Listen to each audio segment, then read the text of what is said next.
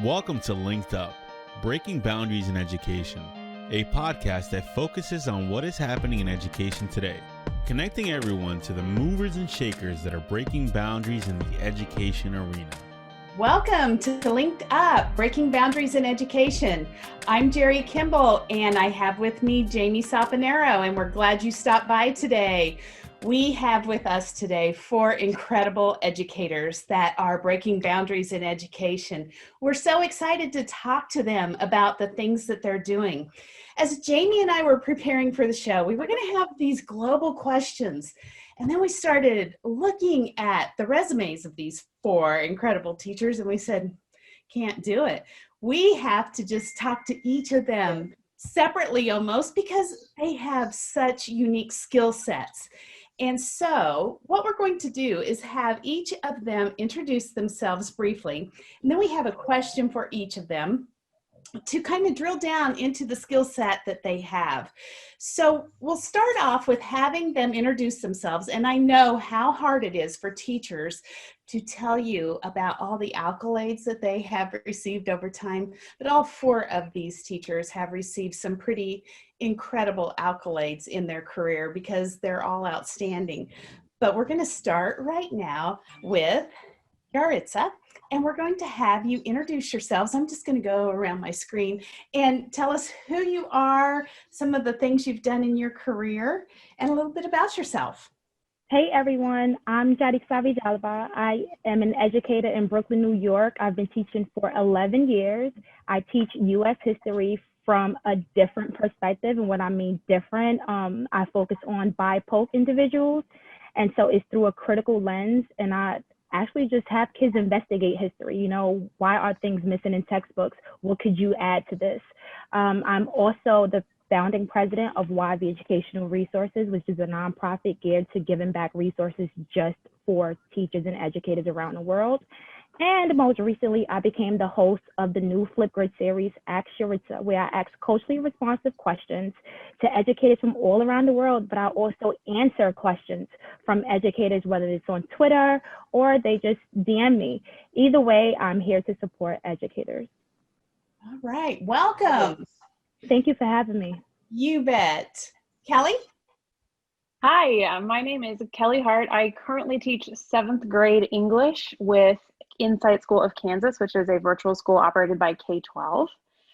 Prior to that, I've only done that for a year and a half. I have 14 years of experience teaching in the traditional brick and mortar classrooms, all at 7th grade, and all ELA, some drama and some reading intervention thrown in just to kind of keep things, fresh and different. I was awarded the Secondary Teacher of the Year award for my school district in 2014 and got to go to the Kansas Teacher of the Year banquet. I got to meet a lot of other amazing educators. I was a regional semifinalist, which was so incredible, and I'm so thankful for that opportunity. I used to work with Jerry in our school district. We got to travel and speak at several conferences. The coolest one was when we got to go to Skywalker Ranch and talk about open educational resources and how to share those things with other teachers and just sort of, break down barriers for our students. So I've had a lot of really great opportunities over the last several years. Thank you. Brandon? Hey, I'm Brandon Daley. I teach 5th grade here in Lawrence, Kansas at Woodlawn Elementary. This is my 5th year teaching and obviously the craziest year of teaching I've had. I was honored enough to be the 2018 Horizon Award winner for our district and for our region as well. But I lead a guys' night initiative to be able to help boys grow up to be more respectful, less with masculinity and being able to have healthy masculinity levels and balances there. I lead a lot of our CI3T initiatives and having celebrations and awards in our building. And I coach soccer here in Lawrence as well. And so all those things, and a dad to 2 little girls and a wife that's an educator. So lots of teaching and learning going on between diapers and soccer balls. Absolutely. And Samantha? Yeah, hi, I'm Samantha Saltz, and I teach first grade. This is my 11th year in first grade in Lawrence Public Schools, which is pretty exciting. And like Brandon said, it's a year like none other. My secret aspiration is to get Brandon to teach fifth grade at New York Elementary. So one day, it will happen. Um, I too was a Horizon Award winner. I don't remember what year. I'd have to really think about that. I'm not good at remembering years. I think it's after your second year of teaching, so 2012, I think, for Kansas. And then I've also been honored to receive the Martin Luther King Heart of Character Award for our district, serving in equity capacities. I am a person of color. I am a Latina. And so it's been fun to come to Kansas, not where I'm from, and see how diversity looks so different around the United States, and what that means specifically in Lawrence, Kansas. I help with Student Leaders Club, which is it's one of my favorite things I do here. It's with the third, fourth, and fifth grade students, and one of our goals is to always find ways to improve the school. So we've done a lot of things. We just built a statue last year to commemorate the 150th year of our school, different things like that. We just try and find ways to make our school better. Great. Wow, Well, so welcome. many different perspectives. Wonderful. Yes, this is going to be fascinating. We're very excited to have you all here. We're going to start today with Kelly, and I've known Kelly for several years, and she was an award-winning teacher in our district, and she was in the brick and mortar building for several years, and then she decided to leave and to go into the virtual world. And I think she kind of shook up people when she decided to leave, because people were, why would you go into the virtual environment? People just don't understand why you would do that. Nope. And over the last couple of years, we've had some conversations, maybe more over social media, how we both think that people don't understand the virtual world so well. And they've thought this remote learning was virtual, like the virtual school. Really not. And we get a little frustrated with that. But you have learned so many lessons having lived in both worlds. And I wonder, Kelly, what is it that you would tell your colleagues in the brick and mortar world as they are working in this remote world off and on? What have you learned that they could take with them? First of all, my hat's off to you guys, because remote learning and hybrid learning, and it's like 3 jobs in 1 job, and I don't know how y'all are doing it. So seriously, like, just, I'm with you. I know that a lot of what is easy and what works for me doesn't necessarily work for some of my colleagues that are kind of trapped in remote learning land, because it seems that a lot of school districts just took their bell schedule and just made that the login Zoom schedule. And that's not really how we do things in virtual school. And so what works for me may not work for you guys, because I feel like you're tethered to your Zoom computer, to your Zoom sessions, you know, for 80% of your day, and you get maybe 40 minutes if you're lucky to actually plan something. So just, you know, bear in mind the scheduling is a little different. But yeah, I made the leap to virtual school at the beginning of the 2019-2020 school year. Little did I know what excellent timing I would have. Everything kind of turned upside down in the spring, and at my school it was kind of just business as usual. So I guess that was just the luck of the draw for me. I decided to make the move to virtual learning just because I'd been doing what I'd been doing in my classroom for 14 years, and I wanted to try a new challenge. I wanted to just see what other modes of teaching were out there, and just try something new.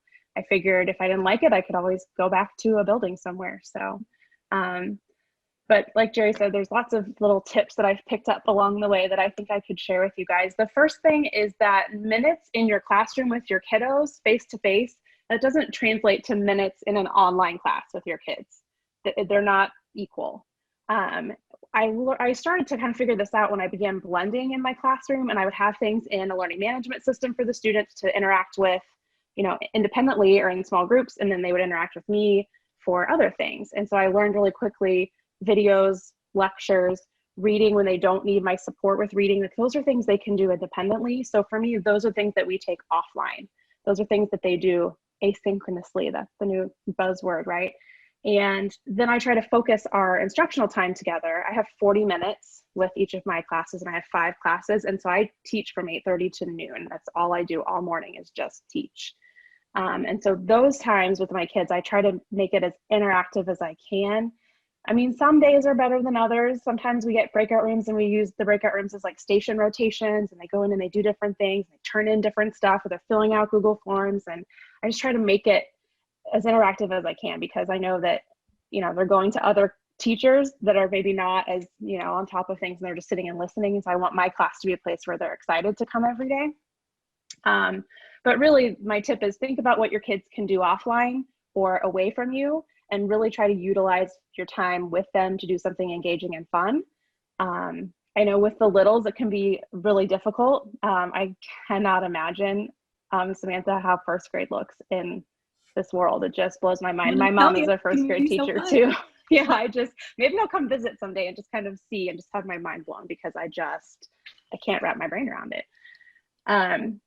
Another thing that's really been helpful for me, and especially with the middle school and high schoolers, I'm sure this would be helpful, is using those screencasting tools to record videos to show kids how to do XYZ. Because I feel like at the beginning of the year, all I do is teach kids, like, here's how you open a Microsoft Word document, and here's how you do a save as, and here's how you upload it to the LMS, times I have 185 kids. So it just gets overbearing very quickly. So I decided to just do some screencasts. So I have all kinds of different quick, less than 5-minute videos that show them how do I XYZ. And it's a lot of work kind of up front, figuring out, first of all, what is the need going to be, and then actually creating them. But honestly, I sat down in an afternoon and I cranked out like 7 or 8 short videos. And now when I get these emails, or they come to my office hours and they're like, I don't know how to do this, I just say, here's the link to the video.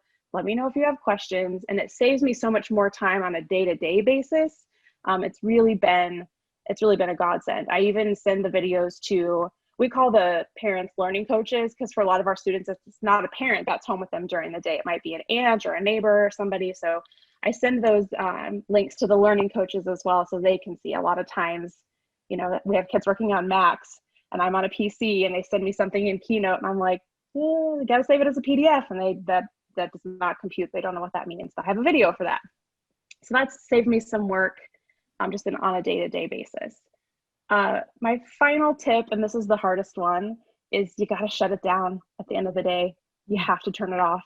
I have 2 kids as well. I have a 3rd grader and a kindergartner. We are fortunate enough that they are in person in school. They go to a Catholic school here in town. And so they've been able to be in person so far, which has been so amazing. I shudder to think of what my days will look like when I'm sure they'll eventually have to come home, and I don't know what that'll look like for us. But at the beginning of the pandemic, when they were home, it was definitely, I just did what I could do. And at 5 o'clock, I just had to turn it off and say, you know what, I did my best. I'm going to come back tomorrow. I'm going to try my best again tomorrow. And that's all you can do. You cannot burn the candle at both ends, as the saying goes. So that's my last tip, is don't stress yourself out working in your evening hours and in your off hours, and don't get up at 5 o'clock in the morning to log in and check your email. Like, it's just not worth your mental health.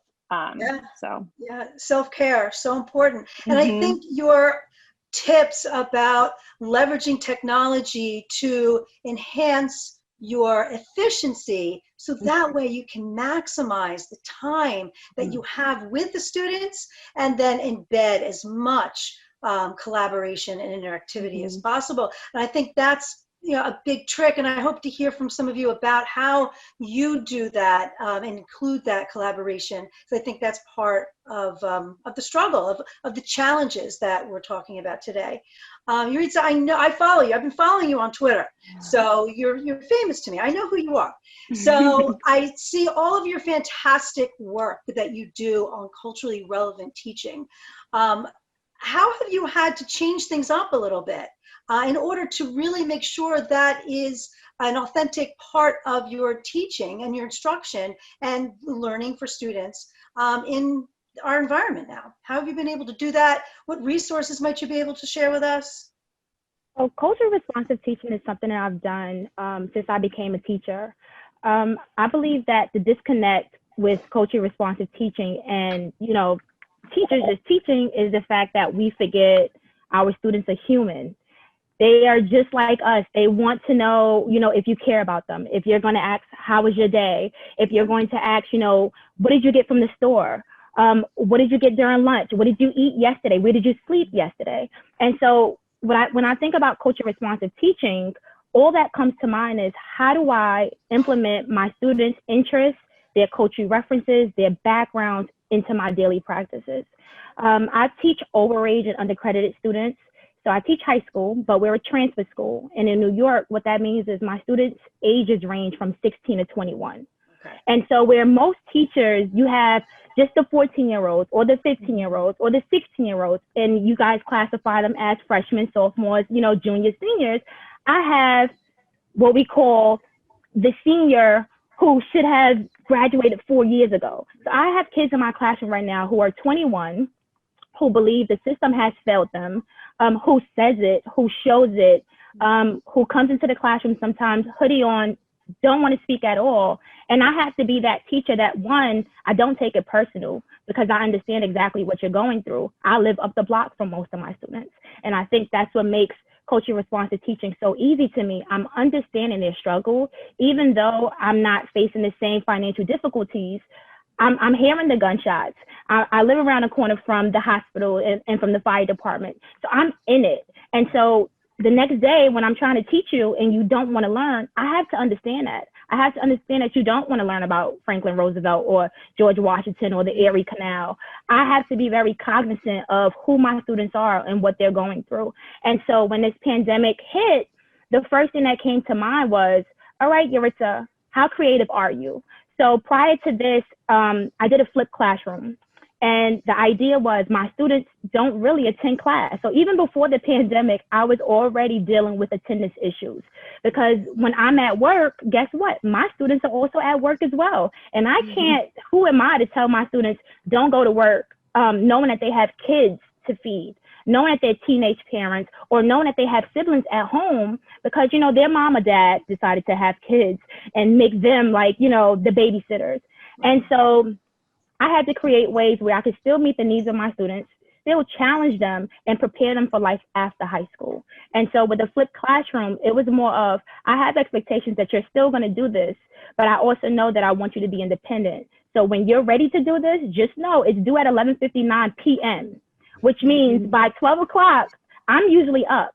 And I'm checking and I'm giving feedback. And some people usually say, well, Yaritza, when do you find the time? I have to find the time because I also have to be aware that the kids found the time to do it.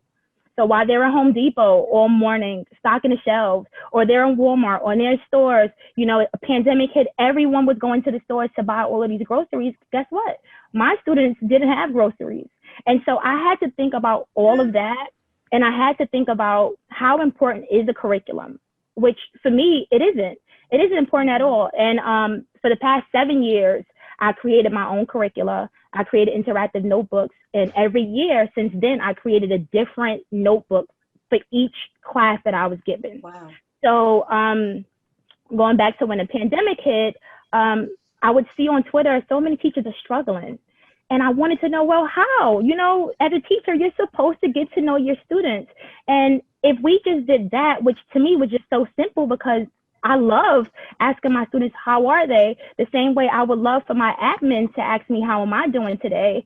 I felt like, people skipped that part. And teachers, because we have so much to think about, we only worried about content and we only, worried about standardized testing. And we forgot that it's okay to say, let's not talk about this today. How are you doing? So this summer, what I did was, with my nonprofit, I created 3 webinars for educators all around the world. And the first addressed social and emotional learning. The second was student engagement. And the third was parent engagement. And I decided that I wanted to do activities that teachers could then implement in their classrooms. And it was all around culture responsive teaching. And then, as you know, I'm the host of the Flipgrid series. Flipgrid caught wind of it. And they said, yeah, let's implement this show. But for me, it was more of, now everyone else around the world gets to see what I deal with daily. Because a lot of people and a lot of educators, when I say overage, undercredited students, they look at me like, wait, what? And I'm like, yeah, my student technically could have graduated college with all of the credits that they have attempted. And people don't understand that the struggle is a bit more for me, because now I have to do what every other teacher didn't do. I have to let that student know that I care about them. I have to let that student know that the system has not failed them. It just wasn't equipped for them. And so now I have to give you a lot of resources and a lot of strategies that, you know, teachers probably struggle to teach you because probably no one has equipped them to do so. Which is just taking my time. Okay, I need you to write this essay, but you've never written an essay in your 18 years of life. And so I have to give you an outline first. And maybe your outline is not going to be about history. It's going to be about hamburgers, or it's going to be about bikes, or it's going to be about apples, because honestly, culturally responsive teaching is what interests that student, and how are you going to take that and then maximize it? So today the conversation is about hamburgers. I reeled you in already. Tomorrow we're actually going to talk about George Washington. You thought this class is only about hamburgers, but I got you. And because I built that relationship with you, now you're more open to what I have to say and what I have to give. And I don't teach history, you know, the way we were all taught history. I'm going to assume we were all taught history the same way, which was through one lens. I do it where I give kids the opportunity to give historical figures superpowers. Okay, so if Harriet Tubman had a superpower, what would it be? And what would be the impact? What would be the change in continuity? How would things be different today, right? If George Floyd was not murdered, how would things change? What would we think about Black Lives Matter? What would we think about every single movement in America? Would teachers right now want to celebrate Native American Day? You know, people still celebrate Columbus Day. The president, well, Trump, has made it a national holiday. How do we go against everything that we thought was just the reality? Which, I mean, it is the reality, but we can still change it. So that's a little bit about what I do. No, just a little bit. I think, I just love how you almost make it sound so simple, really, right? It's just about connecting with the kids. Yeah. Right? It's making them feel like they're not just a student in a class, but they are an actual person who is, they're not, sometimes you kind of feel like there's a wall, right? Yeah. But there's not, you just have to chip away and get there. And I think you've really touched on so many different components to really make sure you're breaking those walls down, to make those connections with the kids, to make teaching and learning relevant to them so that it's something they can take and implement into their daily lives. I love how you leverage the flipped classroom model to make it work. I mean, a lot of teachers use it, right? But you really found it as an important solution because kids were not even showing up to class because they have a life. They have a life like no other kids have because of their age, because of their circumstances. Right. So you were really able to use things that other teachers are doing, but really making it solutions for what it's great. Really great stuff.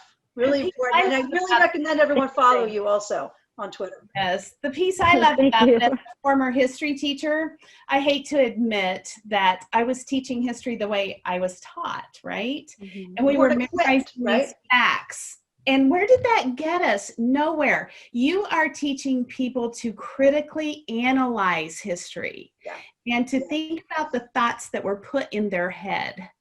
And should they remain there, or should we think about them and decide if those thoughts are going to remain in my head or not? I love that. You are teaching that critical thinking skills, and that's what we all need right now, is to think about that. So thank you for those lessons. Of course, thank you. And thank you for sharing them with the world, because we all need to see that. And, thank you.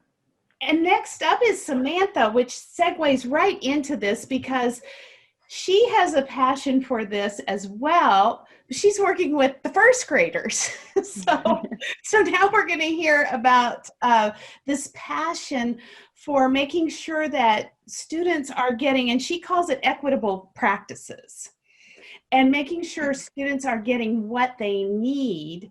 And she talks about that in her classroom with first graders. But I just have to tell a little story about Samantha before I get started. As assistant superintendent, I had technology as one of the areas that I oversaw, and when we were having technology issues in the district, she assigned one of her first graders as the tech expert in the classroom. That little girl would stand on a stool and call the technology department and tell them what the problems were, the first grader.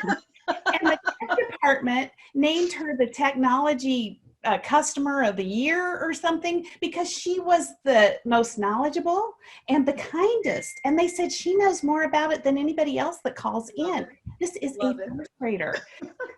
The way she empowered that child was amazing. Necessity. So when people say first graders can't do that, turn it over to you, Samantha. Well, first, I just want to say the hardest part of this for me is not clapping after everyone speaks. We're doing great things. Keep it up. I agree. Awesome. So I'm just going to say that for all of you right up front. Wonderful job. Agree. And then, I think this year has been, difficult for everyone. I think in my classroom, it's looked especially different. So I started out with 13 students, and then the district consolidated first grade classrooms. And so I was given another 10 on top of that, and I lost 2. And so about 4 weeks ago, they all lost their teacher, those kids that I gained, and the kids that were in my class then lost their teacher and had to transition to a new environment. And I'm saying that just because I think some of the things I'm going to share have a lot to do with that transition and making sure that my kids are equipped to join in academic learning because they feel loved and supported and not like they got a really bad deal out of this. And that was something that was really hard for me. As a teacher, I think the most important thing you can do for any child is make them feel like they're human, right? They're not just a student who is here to learn and I'm going to, yell at them or tell them things. I want them to know that I fully respect the entire human that they are. And so losing some students, that's really hard, right? Because maybe for some of them, that's the first time that happened in their little 6 years of life, that someone in a school setting saw them for who they are. And then for the other, students that joined my classroom, I think it was difficult. There's no way to not feel loss. It doesn't matter if you're getting a teacher who is proficient or not proficient or, whatever. You connected with this person and now you just suddenly can't talk to them ever again. And you're in another teacher's class and you have new peers and you have new whatever. So I think that's a little bit, I wouldn't say unique. It happened to a lot of teachers in our school district, but I think it's a perspective that I've really focused on, especially this year, trying to help build that. So one of the things with my first graders that I think the grounding of everything we do is connecting my kids who come on some days with my other kids. And the way that it ended up, they chose to keep my class pretty much whole with, I think one kid moved over that comes on A days, and then the other kids that I got that come on B days. And there's 1 or 2 kids mixed in, but pretty much that. And so really they were 2 separate entities who don't even know each other's names and don't know anything about each other. And quite frankly, don't know anything about our classroom because we started remote and then we switched into a hybrid setting. So I worked really hard to try and figure out a way to bridge that gap. And I think we're doing okay. I mean, I don't know if it's perfect, but I think one of the most important pieces of that is engaging the students thoughtfully. So one thing, for instance, I think I would recommend to any teacher who has kids that are in person some days and not in person other days is building partners. So I gave each of them a partner, like unicorn or rainbow partners, whatever, but it's a person, who's in person and a person who's virtual on that day. And their job is to make sure that when that next person comes, their life is just a little bit easier.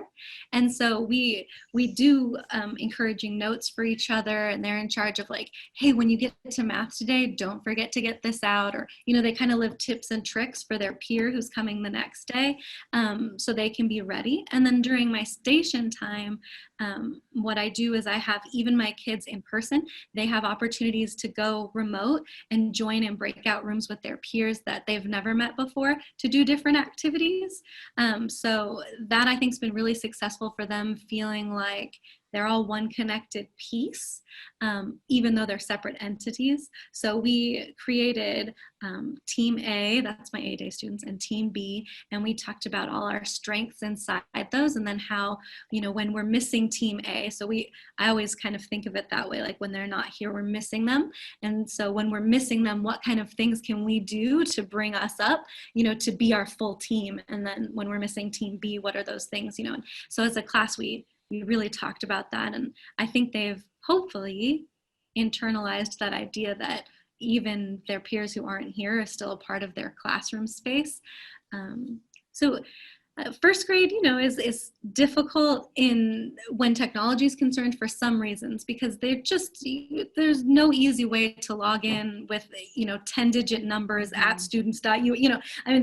There's no easy way to do that. So practice makes perfect, right? We practice a lot. I think another tip I would give to teachers is definitely, I sent home adult homework. So one of my favorite things that I think the kids loved the most is they literally got mail from me that had some fun stuff from me, and then they had an envelope that they weren't allowed to open and they weren't allowed to do, and the only person that could do it in their house was the adult, and they were responsible for making sure their adult did it. And they thought that was really fun, because kids, especially at that age, don't have a lot of power in a lot of situations, and so being able to say, I need you to do this so I can learn, felt good to them. And it helped bridge that connection for my parents and my family members, and then our classroom. So I gave them just a checklist of things to accomplish that first graders just can't do all by themselves without a lot of practice. And not having them in person, usually I can teach those skills and we practice, but when it's just remote from day one, I can't teach them those little skills, So I think those are some big things that I've been working on to try and make it as successful as we can.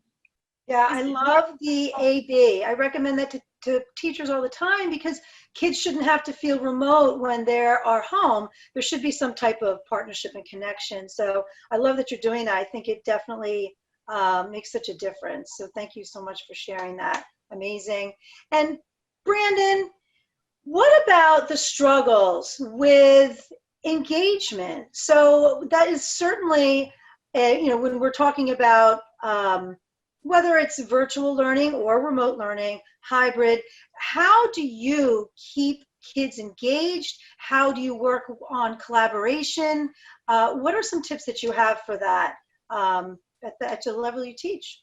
Well, I will say first, I am guilty of having a couple kids falling asleep on the camera there. I don't get it 100% every day.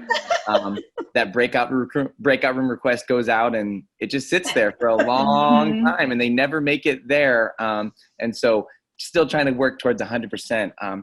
So for me and fifth graders being on the cusp of being like that cool, independent, like teenager, we have to be able to tap into that. And so big thing is like relevance, and it's got to be relatable to the kids. And so, yes, our pack up stuff here at the end of the day is all Among Us themed, because that is what they're all about. That's what recess is all about right now. We just did a music lesson with Among Us. So it's got to like tap into them, because just because something I was into when I was 10 or 11, it maybe isn't as good, or just because the curriculum says to teach the social emotional word of the week this way, that's fine, but I don't know if it's going to hit with these kids. And like what Samantha was sharing, my A and B day kind of got mixed with our fifth grade consolidation. And so they are separate entities and their personalities are so different. And so my A day is a little bit more chill. My B day is really talkative. And so I have to be able to mesh those things with the kids. And so with that, like when you go into the interest, like, yes, we have to do compare and contrast, but do we have to do it like the old antiquated way, or can we compare and contrast like Vans versus Crocs? Like that's something that they are into, and like then they're really excited. And you see these other kids like, I don't know if I could compare and contrast the main characters yet, but I do like Vans and I do like Crocs. And so now we're here, or we talk about the sequence that you have to do to create an Instagram reel. Like if you're going to make that video or on TikTok, like, don't you kind of have to think about the process that you're going to record those videos and edit them down? Like that's the writing process. Did you get it in first take? No, you had to go back and edit it and retake that video again and again. Like those are things that like they're doing these standards and these priority standards and all these things. They just aren't aware of it. And so I think meshing those things together instead of the word by word out of the Basil Reader or those kind of things and the examples they give, maybe it's not culturally relevant. Maybe it's just boring. And I think the kids, they pick up on that really quick. We can do pros and cons of Kobe Bryant versus LeBron James in their basketball careers. Like, I can go on and on with each one of those kids, and we could take compare and contrast and go, let's have 13 different ones, but you just have to find 2 things you want to do. And I think engagement has been huge. I know that there's a lot of fears, rightfully so, with going back to hybrid and returning to that space and sanitizing 20 times an hour and a mask that they can't see my sarcastic emotions behind there. But I can say that, like, building relational equity with my kids since being back has taken engagement like through the roof. Like, I was really excited meshing the 2 5th grade classes, because if I'm honest, I had a couple kids who had my eye on in the other classroom that didn't land on my roster, and I was a little heartbroken by it. But I'm telling you what, since they've gotten here, I got them sitting next to my little table in here, and just the little bit of days I get them for 2 days a week, all of a sudden it's like, wow, at 6 a.m. this morning I was making coffee and you submitted something on Seesaw. Like, what were you doing up so early? Or, whoa, you did 130 questions on Prodigy yesterday? Like, that's fantastic. Like, why did you do that many math problems? But it comes from, like, meeting them where they're at and, like, getting to know them. And it's so hard virtually. It really is. And so, like, I'm really grateful, because that person to person and, like, closeness, like, the 6 feet is kind of hard. Sometimes it's like 4.5 feet, if I'm honest, or sometimes it's a quick, I'm only gonna be here for 10 seconds, but I got to be like a foot away from you because I want to do this problem with you. But I see that in kids, and they miss that and they desire that so much. And I think when you can build that, and when we can take breaks and go, you know what, let's not do math right now. Like, let's get to know each other. Like, sure, you can design, let's add those kind of activities you want to do this weekend at home. And let's step away from fractions for right now, because fractions, one of my favorite people on Twitter always talks about, you got a Maslow before you can bloom. And it's like, it's all about that. Right. And so it's like, we got to connect with the kids. They got to feel safe and secure. And I think then you can have the high expectations after that. And if you think of it like the bank account, like, I can have a hard conversation with one of my kids who I didn't see much today, but it's because, like, these last couple of weeks, like, I'm slowly investing in them. And so when I need to take out tomorrow and go, hey, I know you're better than that, and I want to help you achieve that, and I know you can do this, we can have that more stern conversation. Remote, sometimes it's hard if their camera is off or if they're not there. And so I think having that relational one is the engagement starts going through the roof there, and we start getting kids excited about learning. I had one of my students again asking, like, hey, can I do this reading app at home? And I was like, what I hear you saying is you want to read at home. And he was like he was almost a little embarrassed, and I felt bad because I thought he was joking. And I was like, absolutely. And then I go home again that night, and 45 minutes of reading at home. And I was like, hallelujah, like, that's a win. The next day they come, no big deal. And so I think a lot of those things is making it relevant, building that relational equity, connecting it to whatever they're into. It is a little scary because as a millennial, like, I think we're still the cool generation, but I don't know if we're starting to move on, and I got to stay, like, connected with what is cool at 10 and 11 years old, so that I'm not the teacher going, what is Among Us? I don't know what we're doing. Like, I need to stay with that, because their ears pop up when I start talking about it, and they're like, do you play, Mr. Daley? I'm like, yeah, I got my work done yesterday, so I played for a little bit last night. And they're like, oh my gosh. And so just those things, like, it's amazing how much more excited to do a fraction math problem they are afterwards, with, that they know that you connect and that you care, and that there's something inside there that you're investing in, and that it's not just a check mark. We got to get the process done. We got to get through the standards. That, wait, you care about what I care about. And it's like, yeah, we can do it on that level. That's fine. Yeah. And I think you all touched on that. It's the connections. And I think, Brandon, you kind of, in my mind, I'm thinking as a first step, take a look at the standards you have to meet, right? But then look at what we can't think of the products that our school district purchases as the curriculum. It's not. Those are just resources. You have to take those and look at really what's going to be relevant and meaningful to the kids, and then look at what those standards are. So if you're going to be doing cause and effect, do you have to do what really has no relationship to them, and instead plug in authentic situations that matter to them. And then just like you said, engagement goes up. And then because of that engagement, they are taking ownership for their learning, and they care and they put in the time, and it really does come into play. And it is a little bit harder with remote learning, virtual learning, but I think it all starts with those connections, and you each have pointed that out, and it really is the magic that makes this all come together, whether we're teaching face to face or remotely, virtually. It's kind of cliche, but people sometimes say, I don't teach content, I teach kids. Yes. And I think that that's a really important distinction. The curriculum and the content, it doesn't matter. Like, that's not why I do what I do every day. I do what I do every day because I love talking to kids and working with kids and helping them discover like how they're going to be who they want to grow into. Yeah. That's why I do what I do, not because I, love literature. Like, I mean, that's fine, but right. My father said the same thing. My father taught for 38 years, and whenever anyone asked him, "What do you teach?" he said, "I teach kids." That's who he taught. So it makes all the difference in the world when that clicks in teachers' heads, right? And you can see how that mindset that you each have has it hasn't been a breeze for any of you, but you definitely have something going. And I think it's because you have that clicked in your head. It's based on those connections. So we're so thankful to each of you. Jerry, this was really exciting. It was. I just want to ask one more question, and that is, we hear so much negativity about the remote learning and everything that's happened. Has there been a silver lining anywhere? Has there been something positive that's happened during this time that you would put in a future playbook and say, we really need to stick with this? Has there been? We've had a lot of families join our virtual program that would have never given virtual education a thought ever.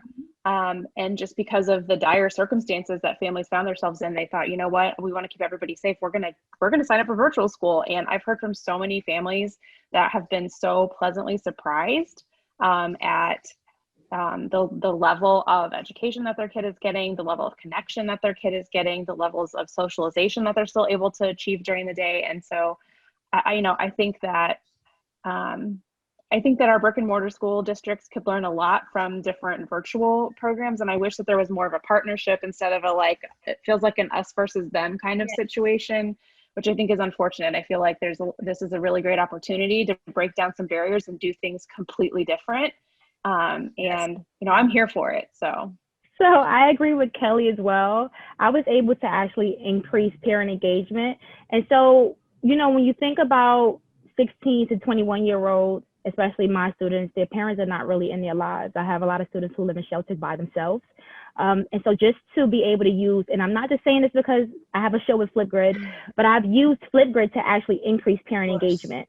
Parents don't want to go to open school night. It's a pandemic. And so what I did was I created a virtual school night, and parents were able to literally create videos. They stated when they wanted to meet me, what time they preferred for me to call. And what was good about using Flipgrid was they were able to see previous videos made, so they knew what time slots were already taken.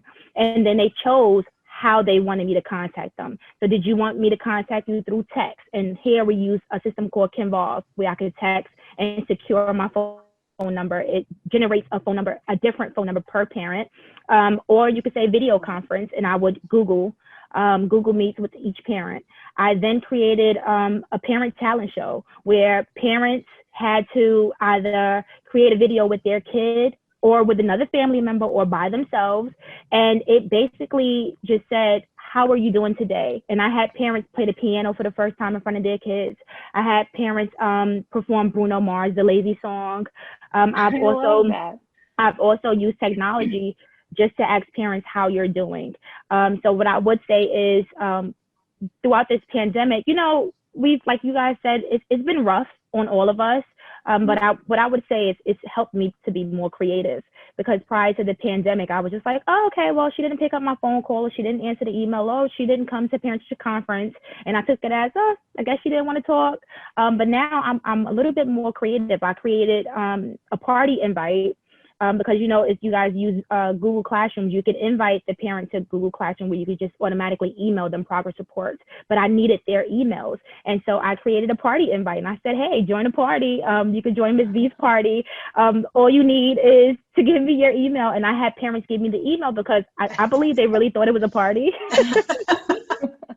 But it was more like, I want to be that teacher that doesn't only reach out to you when a kid is not doing what they're supposed to do, and even with their flip grades, I send it to parents. I text them at night sometimes like, hey, Albert is doing great.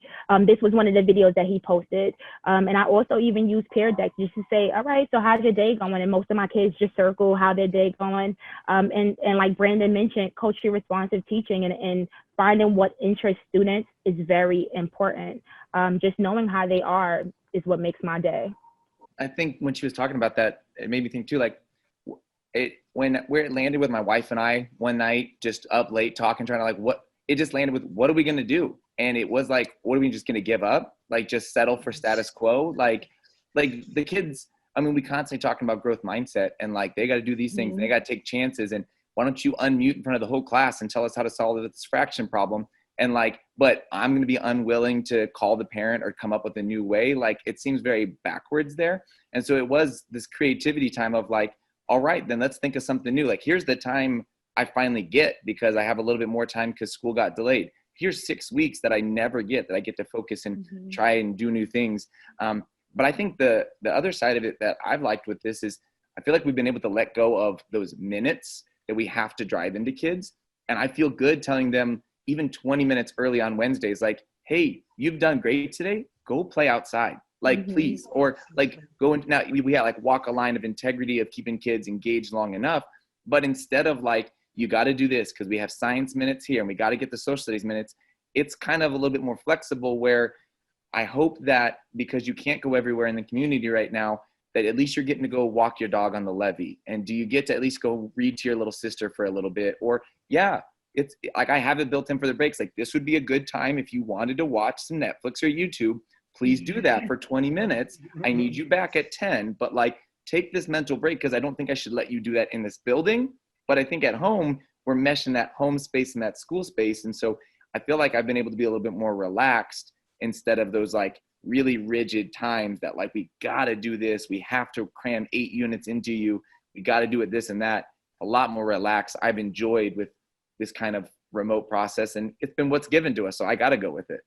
Agreed. Yeah. I think I had a similar feeling. I think I was on the task force this summer, planning for all this, and it just felt like doom and gloom all the time, right? Something's changing, something's going to go bad and horrible and blah. And, at some point I just had to say, I can't let other people's opinion, dictate that.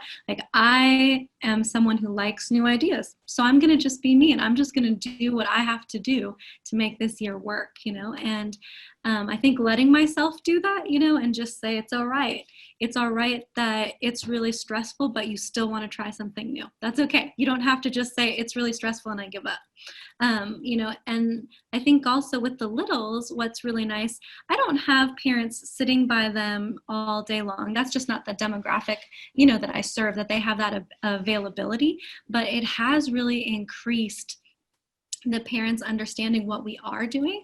There's been a couple times when I'm teaching phonemic awareness or whatever, and I'll have, a parent's head just slowly creeping in oh, is that really how you know to add ES or S? And I'm and I just keep teaching or doing whatever I'm doing. And so parents are starting to understand all the groundwork in first grade more than I think ever before, because they're even most of the time, my kids, I think the way a lot of my families are managing it is when they're at home, their headphones off, so they can hear me and they can hear their kid responding, right? And so even if they're doing laundry or washing dishes, they're hearing the process of first grade, which is a learn to read year. It's a year where the fundamentals are everything, and you forget that.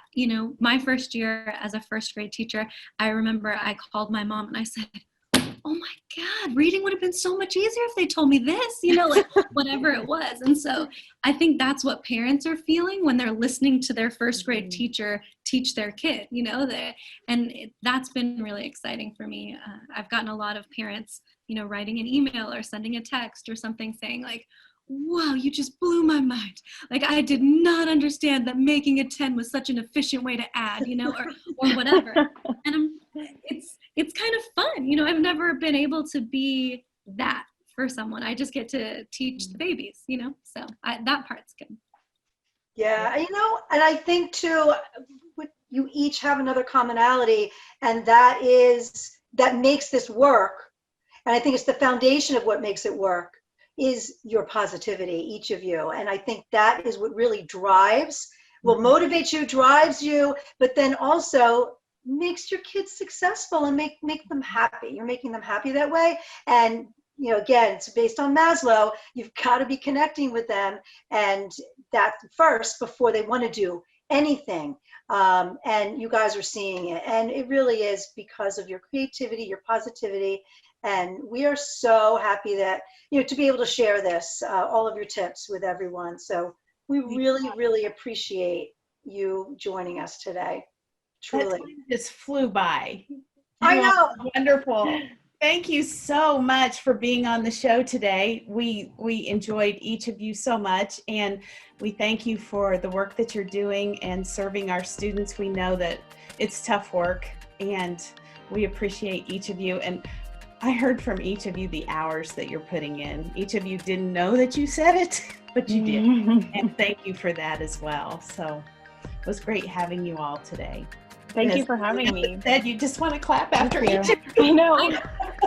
Thanks for inviting us. Oh, you bet. Thank you for coming. Thank you for listening. And if you would like to stay linked up, be sure to follow us on Apple and Spotify and subscribe to us on YouTube.